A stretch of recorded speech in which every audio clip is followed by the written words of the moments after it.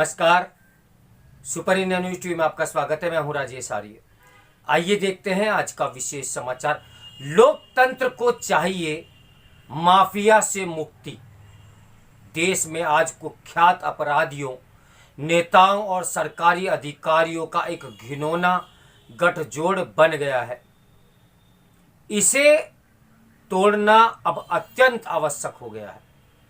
प्रयागराज में mafia don Atiq के मारे जाने के बाद ऐसा हंगामा मचा हुआ है जैसे राष्ट्रीय स्तर पर किसी बड़े प्रतिष्ठित नेता की हत्या हो गई हो। पिछले 57 वर्षों में मुझे याद नहीं आता कि किसी खूंखार अपराधी के मारे जाने के बाद इतना विवाद खड़ा हुआ हो। ऐसा क्यों हो रहा है? आज की तारीख में विरोधी पार्टियां एकजुट होकर भाजपा को कटघरे में खड़ा कर रही हैं। इसका मुख्य कारण 2024 के लोकसभा चुनाव हैं। विरोधी दल उत्तर प्रदेश की योगी सरकार की छवि मलिन कर अपनी राजनीति चमकाना चाह रहे हैं। इसी कारण एक आपराधिक घटना को तुल दिया जा रहा है। आखिर यह अतीक अहमद था कौन? प्रयागराज में एक तांगे वाले का लड़का जिसने 17 साल की उम्र में हत्या करके अपराध की दुनिया में प्रवेश किया और फिर कभी पीछे मुड़कर नहीं देखा। उसने हर प्रकार के अपराध किए, मसलन हत्या, डकैती, बलवा, मारपीट, अपहरण, सरकारी कामकाज में दखल देना, दूसरों की जमीन हड़पना आदि। उसके विरुद्ध कुल मिलाकर 101 एफआईआर दर्ज है। आश्चर्य की बात है यह है कि उसे पहले किसी अभियोग में सजा भी नहीं मिली। राजनीतिक संरक्षण मिला होने के कारण प्रशासन अतीक के सामने खुद को असहाय पाता था। पुलिस अधिकारियों और मजिस्ट्रेट पर तो वह हावी था ही। इलाहाबाद हाई कोर्ट के जज भी उससे खौफ खाते थे। उसे केवल जमानत देने के मामले में ही एक के बाद एक 10 जजों ने उसकी सुनवाई में अपनी असमर्थता प्रकट की थी। अतीक को पहली सजा योगी के कार्यकाल में ही मिली, जब 28 मार्च 2023 को उसे आजीवन कारावास की सजा हुई। देश में माफिया की समस्या करीब 50 साल पहले शुरू हुई थी। मुंबई में सबसे पहले माफिया गिरोह का उद्भव हुआ। कालांतर में उसका जाल अन्य शहरों में भी फैलता चला गया। महाराष्ट्र में दाऊद इब्राहिम, हाजी मस्तान, याकूब मेनन और वरदराजन मुदलियर के नाम प्रमुख रहे हैं। उत्तर प्रदेश में मुख्तार अंसारी, अतीक अहमद, सुंदर भाटी, श्री प्रकाश शुक्ला इत्यादि के नाम आते रहे हैं। बिहार में साबुद्दीन की चर्चा रही है। उल्लेखनीय है कि भारत सरकार ने 1993 में एन वोरा के नेतृत्व में एक कमेटी का गठन भी किया था। वह इस समस्या का गहन अध्ययन कर उससे निपटने के सुझाव दे। कमेटी ने रिपोर्ट में लिखा था कि माफिया गिरोह कई क्षेत्रों में समानांतर सरकार चला रहे हैं। रिपोर्ट को लेकर संसद में बड़ा हंगामा मचा था, परंतु कोई सकारात्मक कदम नहीं उठाया गया। वो उठाया भी कैसे जाता? आज हमारे लोकतंत्र में ऐसी विकृतियां आ गई हैं कि सभी पार्टियों ने अपने दरवाजे अपराधियों के लिए खोल दिए हैं। देश में आज कुख्यात अपराधियों, भ्रष्ट नेताओं और अधिकारियों का एक घिनौना गठजोड़ बन गया है।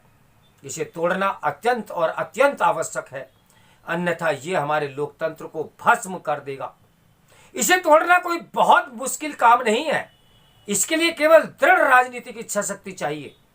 योगी आदित्यनाथ के मुख्यमंत्री बनने के बाद उत्तर प्रदेश में माफिया का राजनीतिक संरक्षण समाप्त हो गया है। साथ ही उनकी आर्थिक नस भी सरकार ने दबाकर उन्हें निस्तेज किया है। माफिया सरगना के विरुद्ध प्रभावी कानूनी कार्रवाई की जा रही है। मुख्तार अंसारी अभी बांद्रा जेल में है। उसे एक अभियोग में 10 साल की सजा हो चुकी है। माफिया विरोधी किसी भी अभियान में कहीं न कहीं कोई चूक हो जाना स्वाभाविक सा है।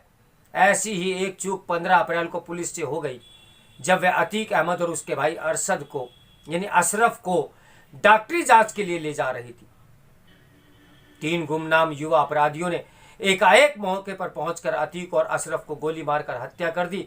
पुलिस अभिरक्षा में जानलेवा हमला दुर्भाग्यपूर्ण था और निसंदेह पुलिस से लापरवाही हुई, परंतु इससे यह निष्फल निकालना कि उत्तर प्रदेश पुलिस ने उन दोनों अभियुक्तों की हत्या की योजना बनाई थी, सर्वदा गलत होगा। सरकार ने घटना के 24 घंटे के अंदर ही न्यायिक जांच के आदेश दिए। जाहिर है कि वह अपना दामन साफ दिखाना चाहती है।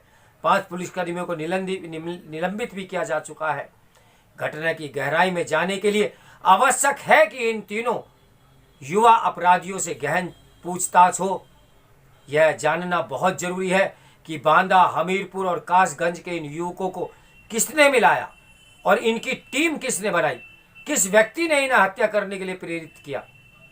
तुर्की के बने हथियार दिए, जाहिर है कि उन्हें पैसा भी दिया गया होगा।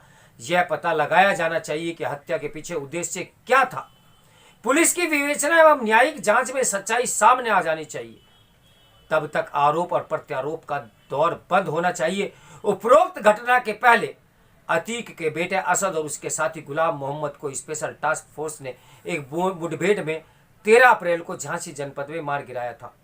पुलिस के अनुसार वे दोनों उस पुलिस काफिले को निशाना बनाने की फिराक में थे जिसमें अतीक को गुजरात से उत्तर प्रदेश ले जाया जा रहा था। विदेशी मीडिया ने इन घटनाओं को बहुत दुर्भाग्यपूर्ण तरीके से प्रस्तुत किया है। बीबीसी ने एक पूर्व सांसद के मारे जाने का उल्लेख किया है, माफिया डॉन का नहीं। न्यूयॉर्क टाइम्स ने इस बात पर चिंता प्रकट की है कि भारत में एक्स्ट्रा जुडिशियल किलिंग्स बढ़ती जा रही है। स्पष्ट है कि पश्चिमी जगत अभी भी अपनी औपनिवेशिक मानसिकता एवं श्रेष्ठतावाद से ऊपर नहीं उठ पाया है। न्यूयॉर्क टाइम्स को शायद यह बताने की आवश्यकता है कि अमेरिका में हर वर्ष पुलिस द्वारा करीब कम से कम 1000 व्यक्तियों को मार दिया जाता है। अतीक अशरफ हत्याकांड में पूरा दोष पुलिस के माथे जड़ा जा रहा है। पुलिस का दोष अवश्य है, परंतु क्या मजिस्ट्रेट और जजों की कोई जिम्मेदारी नहीं बनती? वही नेताओं का एक वर्ग सत्ता के लिए किसी से भी सांठगांठ करने को तत्पर रहता है। अगर माफिया नेता और सरकारी कर्मियों का ये गठजोड़ नहीं तोड़ा गया, पुलिस को बाहरी दबाव से मुक्त करने की दिशा में ठोस कदम नहीं उठाए गए और संसद एवं विधानसभाओं में आपराधिक पृष्ठभूमि के लोगों की संख्या इसी तरह बढ़ती रही तो भविष्य में और भी अधिक जघन्य घटनाएं घटित होती रहेंगी। तो मेरे साथ बने रहे सुपर इंडिया न्यूज टीवी की ब्रेकिंग न्यूज के लिए। नमस्कार, मैं हूं राजेश आर्या।